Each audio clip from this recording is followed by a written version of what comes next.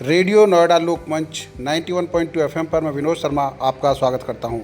हमारा खास कार्यक्रम नोएडा 2021 यह उन लोगों को समर्पित है जिन्होंने नोएडा को बनते देखा है। मैं आज आपकी मुलाकात करा रहा हूं छलेरा गांव से मास्टर वकील चंद शर्मा जी, जिन्होंने नोएडा को बनते देखा। नोएडा बनने से पहले वो इस क्षेत्र में अध्यापक भी रहे। मैं अपने स्टूडियो में उनका स्वागत करता हूं। नमस्कार शर्मा जी। नमस्कार जी, मेरा नाम वकील शर्मा है। 84 वर्ष मेरी उम्र है। ग्राम छलेरा है और जो है एजुकेशन मेरे बीए बीएड है जी। आपकी शुरुआत कैसे हुई है? जब यहाँ पे शिक्षा नहीं थी उस समय भी आपने कैसे शिक्षा प्राप्त की है, बताइए। हमारे इलाके में 4 सरकारी स्कूल होते थे जो लोग बाग दूर दूर से भी उनमें पढ़ने के लिए आते थे। फिर उसके बाद में ये प्राइमरी शिक्षा है। फिर उसके बाद में मिडिल स्कूल में भी सारे इलाके में एक विद्यालय होता था और वो भी बरौला में जी। हम अपने गांव से पैदल जाते थे और वहाँ से पैदल आते थे। उसके बाद में मिडिल स्कूल की परीक्षा पास करके फिर हम गाजियाबाद चले गए। गाजियाबाद में वहाँ जाकर एक 4-5 लड़कों ने मिलकर एक कमरा लिया कि वो आर्थिक पोजीशन उस समय सभी की कम ही। वहाँ पर अपने आप खाना बनाते थे और अपने आप ही जो है सब कुछ करते थे, विद्या अध्ययन करते थे जी। उसके बाद में जो है हमने हाई स्कूल करा और हाई स्कूल के बाद में हम म्यूनिसिपल कमेटी शादर में लग गए। अच्छा। वो छोड़ दी हमने और छोड़ने के बाद हम डीटीसी में चले गए। डीटीसी के बाद में हमने जो है दिल्ली आर्मी में जो है ज्वाइन कर लिया और उसके बाद में आने के बाद में हम जो है मास्टरी ट्रेनिंग में राजस्थान चले गए। अच्छा। राजस्थान 61 में राजस्थान से ट्रेनिंग करने के बाद में यहाँ पर आए और यहाँ पर बाबा द्वादश गिरी ने विद्यालय खोला सदर सराय में। वहाँ पर जो है हम पहले अध्यापक थे। अच्छा। वहाँ पर महाराज जी ने भी बड़ी मेहनत करी भूखे प्यासे रह करके, और तो उन्हें भी हमने शिक्षा के क्षेत्र में जा करके हमने भी तन मन धन से प्रयास करा और बच्चों को पढ़ाया। क्षेत्र में हमारे विद्यालय का नाम हुआ और हमारे यहाँ अगली साल जो है इतना प्रवेश हुआ कि जगह भी नहीं रही। अच्छा। उसके बाद में 1962 में ही हमारा सिलेक्शन होगा, लेकिन गए हम 13/9/63 को दिल्ली में। अच्छा। उस समय तनख्वाह भी 184 रुपये कुछ पैसे मिलती थी अध्यापक को। वहाँ पर हमारा सिलेक्शन जो है कोंडली के स्कूल में हो गया। फिर वहाँ पर जो भी शिक्षा क्षेत्र में काम करा वहाँ भी हमारा जो है सराहनीय काम रहा। लोग बाग हमसे प्रभावित रहे और बच्चे भी प्रभावित हुए। हमारा शिक्षा विभाग के अधिकारी भी हमसे प्रभावित थे। उन्होंने कभी हमें धोखाधड़ी के साथ में हमारा जो है निरीक्षण नहीं करा।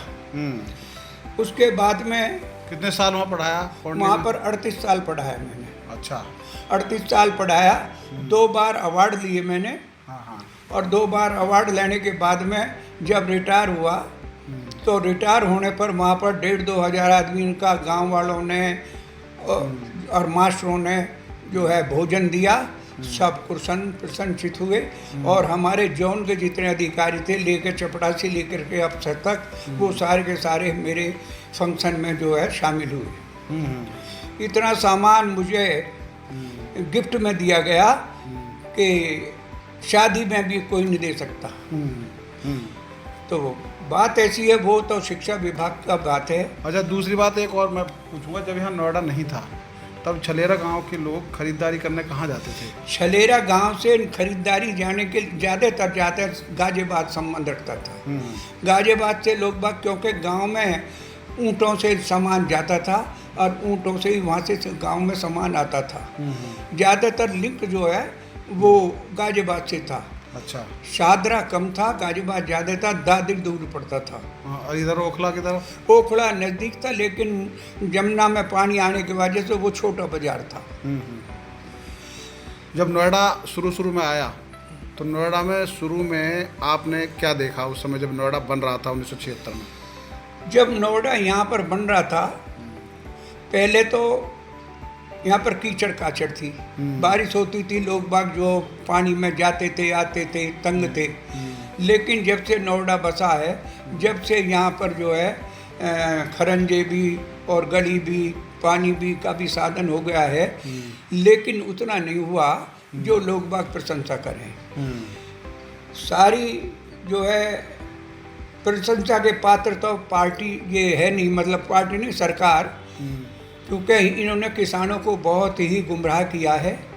जो बड़े बड़े जो लोग बागन ने जो है जिन पर यकीन किया था नेतान पे, उन्हें तो प्राधिकरण ने 20-20 बीघे, 30-30 बीघे, 40-40 बीघे आबादी के छोड़ी उनका मुंह बंद कर दिया। और लोग बागन ने जिसने 2 बीघे, 500 गज, 600 गज, उन्हें जो नोटिस दे दिया और उन्हें परेशान कर दिया। हमारे 14 गांव जो है पहली बारी में ही जो सन 76 में अवार्ड घोषित कर दिया गया, उनको बहुत ही कम मिला, जो आज ना के बराबर है।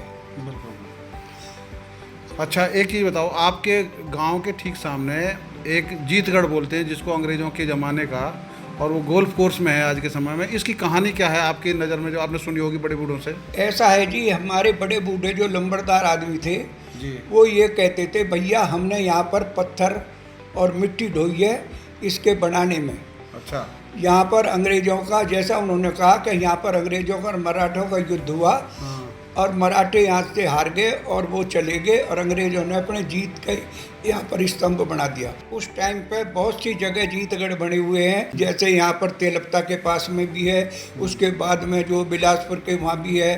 तो ऐसे उन्होंने जीतगढ़ बनाए थे, या ये समझो कि उन्होंने अपनी यात्रा की जो है निशानदेही थी। बिल्कुल बिल्कुल। अब 18 यहाँ पर जो अंग्रेज़ों ने जीतगढ़ बनाए थे, पहले हमने देखा था कि घोड़े सीधे इसी पर जाकर लगते थे उनके। और हमारे गांव की वही पहचान है जो अब तो लुप्त हो गई है।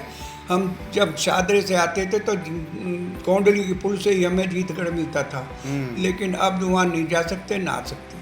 अच्छा, जैसे हर गांव का इतिहास होता है, तो छलेरा गांव का क्या इतिहास है? यहाँ ना टीचर बहुत ज़्यादा हैं, उसकी वजह क्या है? और यहाँ का इतिहास अगर कुछ है तो बताओ वो भी। ऐसा है जी, हमारे यहाँ पर जो टीचर हैं पहले टेस्ट देते थे, और टेस्ट में वो पास हो जाते तो लग जाते थे। लेकिन अब जो है सरकार ने ऐसा कठिन तरीका बनाया है कि एक लिस्ट बन गई, टेस्ट भी दे लिया, लिस्ट भी बन गई, साल 2 साल में इतने लिस्ट बनी रहेगी, सरकार बदलेगी, उस लिस्ट को ख़त्म कर देगी, दूसरी लिस्ट फिर कर चालू हो जाएगी। पहले आदमी कम से कम ज़्यादा से ज़्यादा 50 रुपये लेता है रिश्वत, अब 50 लाख लेता है। तो ठीक बात। अच्छा, अब जो नोएडा बना है उसमें यहाँ के जो आपके मन में दर्द तो है वो तो खैर आपने बता दिया, कुछ सुझाव ऐसा दो जो नोएडा को एक नई पहचान दे आपकी नज़र में। देखो जी, मेरे विचार से यहाँ की कहावत है, अंधी पोवा कुत्ता खावे। यहाँ के अधिकारी कार्य का सुपरविजन नहीं करते हैं। जैसे ये हमारे गांव के सामने नाला बन रहा है, इसका जो है बहाव होना था चाहिए पूरब की तरफ को, लेकिन उन्होंने पश्चिम को नाले का बहाव कर दिया, अब पानी जाता नहीं वहाँ पर। फिर उस ड्रेन से दूसरी बड़ी ड्रेन से मिलाया, उसमें करोड़ों रुपए लगा दिए, पानी एक बूंद नहीं गया। तो यहाँ पर सुपरविजन की कमी है, और ये देखते रहते हैं बाज की तरह कि चिड़िया को कैसे मरोड़ें। जो आदमी उभर के आता है उसी को ऐसा नीचा दिखाने के लिए उसी घर छापे गिर देते हैं। आपने रेडियो नोएडा लोकमंच 91.2 FM को समय दिया मास्टर जी, इसके लिए बहुत बहुत धन्यवाद। धन्यवाद, आपका भी धन्यवाद है, लोकमंच का भी धन्यवाद है।